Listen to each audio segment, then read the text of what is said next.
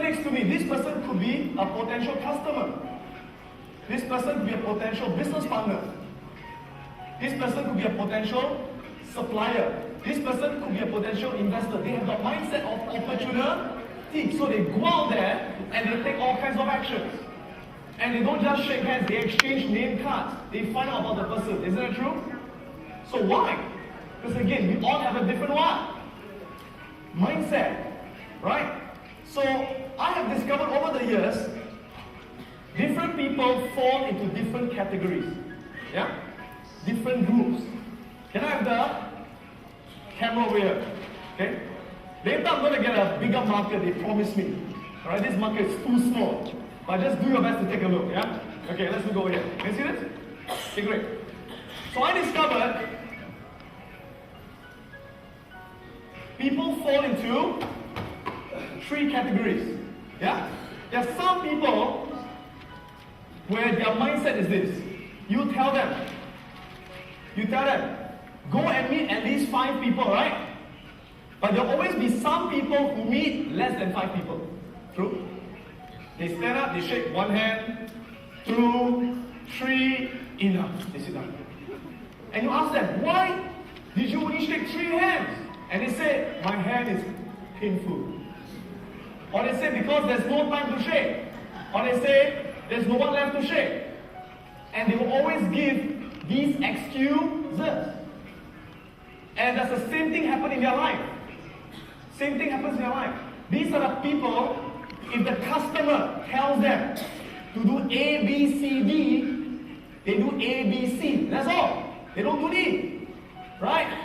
If their sales target is 300,000 US dollars, do they hit 300,000 US? No. They hit 200,000 US.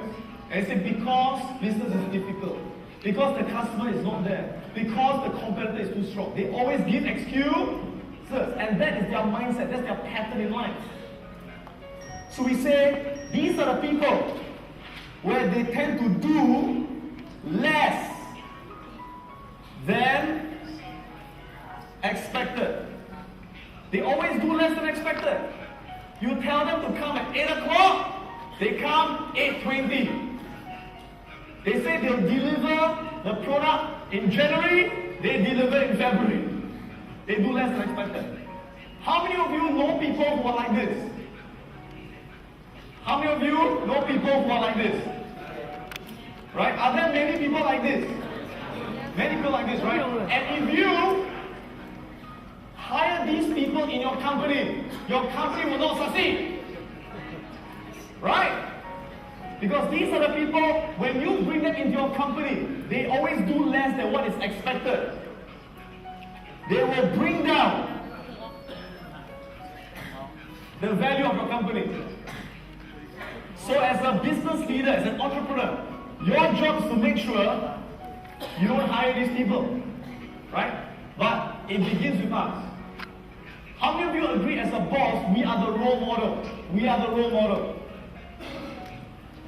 As a boss, we are the role model. Right? Our staff learn a lot, not just by what we say, but they learn the most by what they see us do. Right? So these are the first group of people. Now, I'm not saying this to judge any of you. I'm not here to judge you. Because I've got no right to judge you. There's only one person who has the right to judge you. Who's that? Yourself. I'm not here to judge you. I'm here to share with you lessons, and you judge yourself to see, hey, is that true?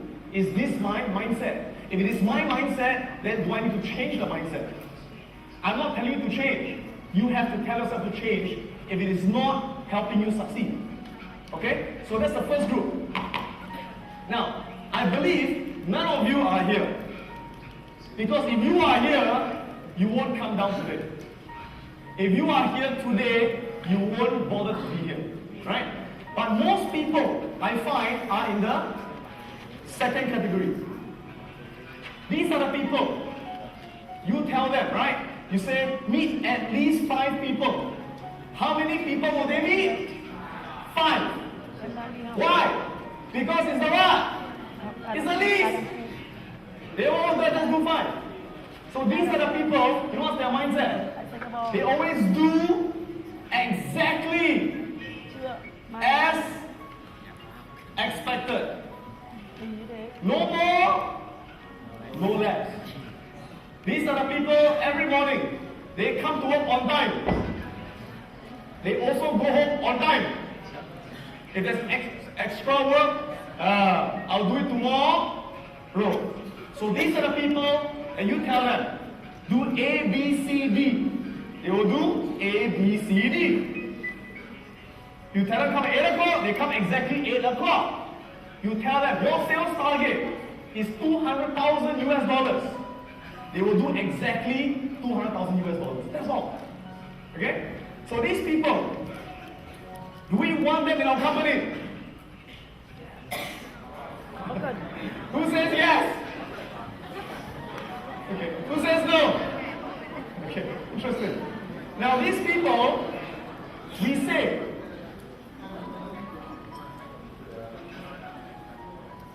they sustain the value of the business. What does it mean? It means they will not add more value, they will not reduce value, they just sustain the value of your business. They will allow your business to continue to do what it's always been doing. If all your staff are like this,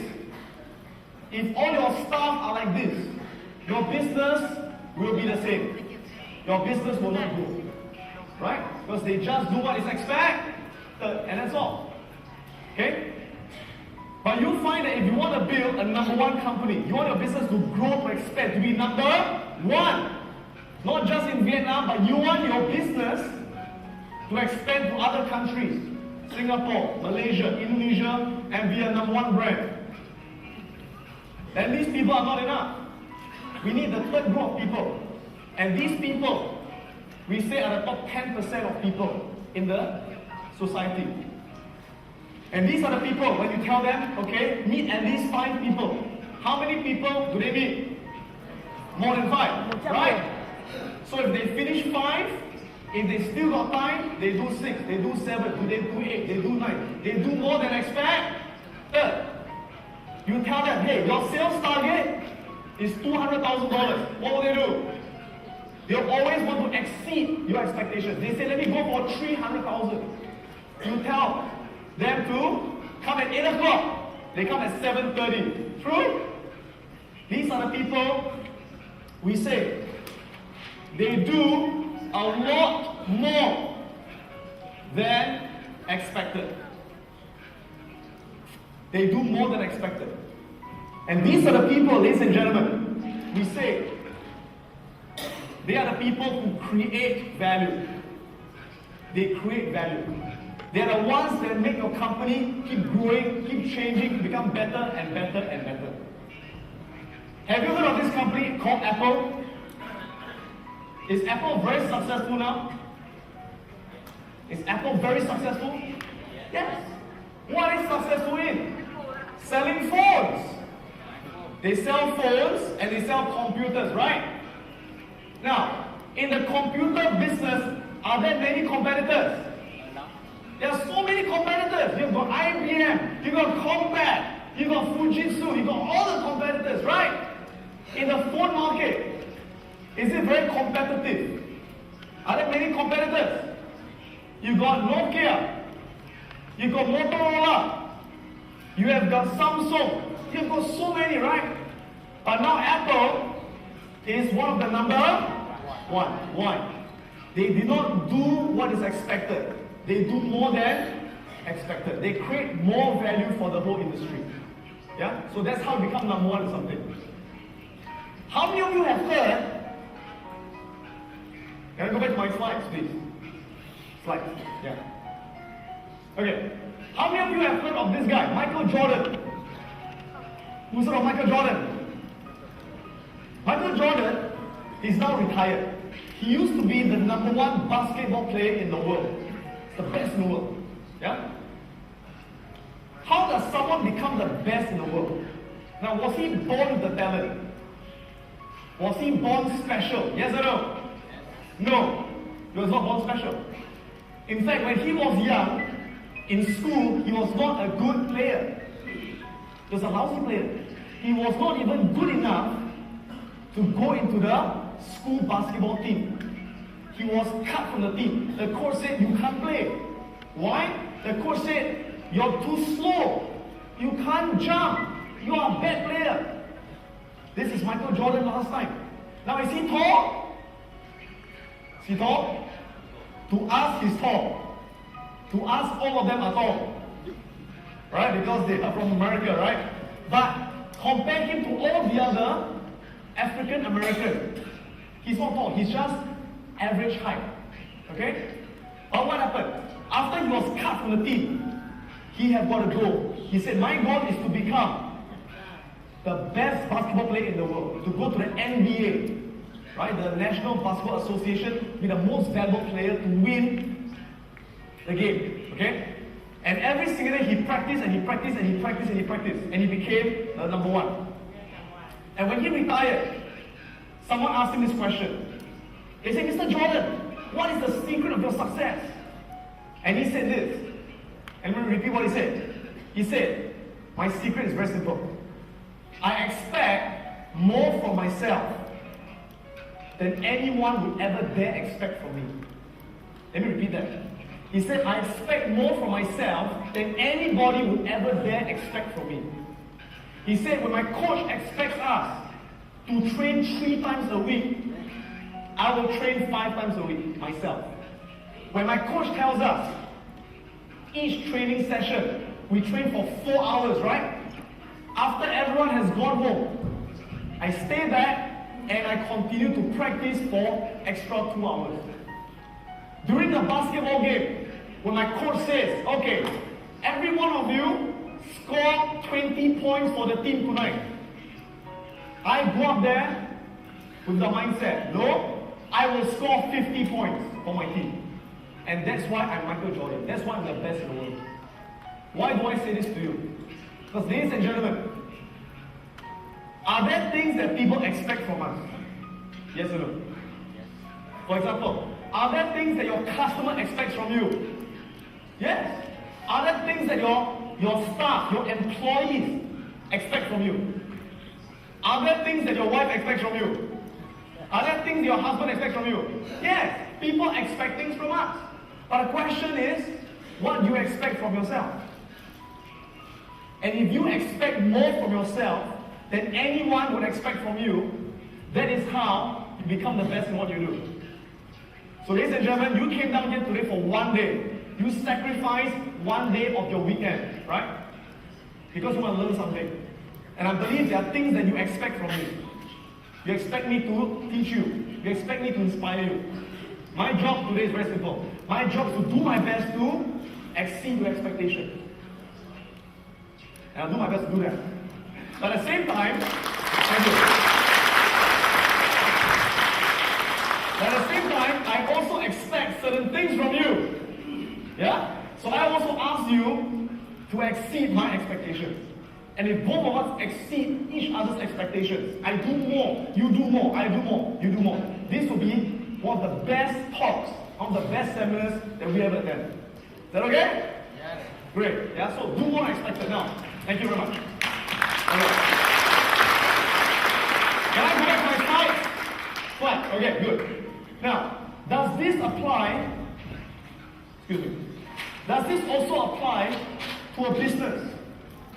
It applies to a business as well. See, if you run a business, like a restaurant, or you sell clothes, or whatever you do, and if you do less than expected, if you don't meet your customers' expectations, will you do well in business?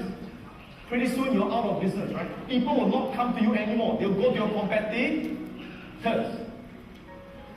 Now, if we do exactly as expected, we meet our clients' expectations. We meet our clients' expectations. Will we do well in business? Yes or no? Will we do well in business? Will we succeed in business? If we meet our clients' expectations, who says yes? Who says no? The answer is no. Why? Because it is very competitive. That if you meet your customers' expectations, other people also meet their expectations. So, what's the difference between you and other people? You compete on price. the cheapest one gets the job. Okay? So how many of you want to run a business where you can charge higher prices and people still come to your business? You charge higher prices and people still come to your business. Would you like to do that? And to do that, this is not enough. This is not enough. We want to be a market leader. We have to do a lot more than expected. And we need to do something else. We need to give our customers an experience. We need to give our customers an experience. Experience. Everyone say the word experience. What's the meaning of experience? Experience means make them feel so good about our business, so good about our staff, so good about the product, that the moment they come to our business, you know what? They do not want to go to any other business anymore. Even if people give them a cheaper price, no. Why? Because you give them an experience. Let me show you two examples. Can I go back to my slide? Two examples, yeah? Now, how many of you have heard of this company? I know it's not in Vietnam yet. It's not in Vietnam yet. How many of you have heard of McDonald's? Not yet here. How many of you have eaten at McDonald's? Okay, now, as you know, McDonald's is the #1 restaurant in the world. You all know that, right? #1 restaurant in the world. Okay? They sell millions and millions of hamburgers. What has made them so successful? In America, are there many hamburger restaurants? Yes, there are many hamburger restaurants. You have got Burger King, you have got Wendy's, you've got A&W, you've got hundreds of burger restaurants, right? But McDonald's is #1. They have got like a 70% market share. So what made them #1? Very simple. They follow this idea to give their customers an experience, to do a lot more than expected. Let me explain what I mean, okay? For example, in Singapore, and it's not just Singapore, the people in McDonald's are trained the same way over the world. You know, in Singapore, there was one time, I went to McDonald's, right? And I ordered my food. So I got a tray with my drink and my hamburger. And I took my tray and I went to find a seat. So I found a seat, I sat down, and then I started eating. And accidentally, I spilled the drink. I spilled the drink on the floor. Now, guess what happened? Within 1 minute, the person in McDonald's came out. Sir, are you okay? Right? And he started what? Cleaning everything. And the next thing I knew, he took a new drink and said, sir, here you are. I said, wow. Did I ask for a new drink? I didn't ask for it. But they gave me a new drink. And within 1 minute, they cleaned everything up. Now, do you think I feel good about McDonald's? Do you think I'll go back to McDonald's? Yes. Let me tell you something. You go to any other restaurant, you go to A&W, you go to KFC. You go to KFC here, right? You go to Burger King. Go test it out. You spill the drink. See if they give you a new one. Maybe they will if you ask for it. But if you don't ask for it, they'll not give you one. Only McDonald's. Because they are trained to give their customers experience, to do more than others, to be successful in life. By putting them through a lot of tough training.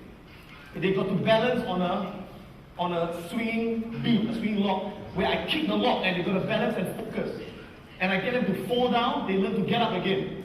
Fall down, get up again. Fall down, get up again. They build confidence through these activities. And in Singapore, now, many children are very spoiled. You know, spoiled? They don't listen to their parents. Their mother says, study. Now! Okay? Now there's a lot of children in Singapore are very naughty. They don't respect their parents. So what do? In my program, I don't teach them just how to study, but I teach them how to respect and love their parents.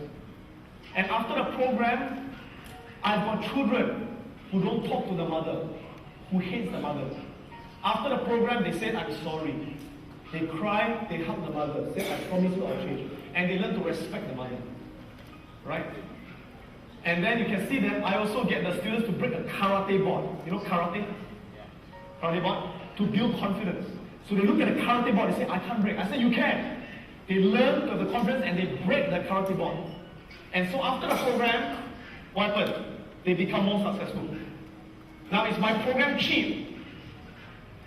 Is my program cheap? No, my program is the most expensive program in Singapore. You can go to Singapore and check it out.